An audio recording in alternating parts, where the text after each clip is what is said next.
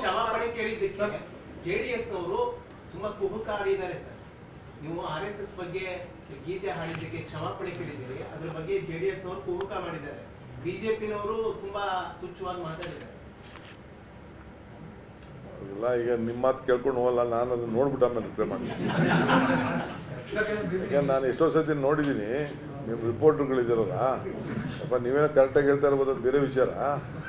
ಯಾರೆಲ್ಲ ಅವ್ರೇನೋ ಮಾತಾಡಿರ್ತಾರೆ, ನೀವೇನೋ ಹೇಳ್ಬಿಟ್ಟು ತಿರ್ಗಾ ಎಲ್ಲಿಗ ತಗೊಂಡು ಹೊಂಟೋಗಿದ್ದೀರಿ. ಇಲ್ಲೇ ಟೀಕೆ ಮಾಡ್ದಲ್ಲಿ ನಾನು ಇರೋದು ಟೀಕೆ ಕೇಳ್ಕೊಳಕ್ಕೆ ಇರೋದು.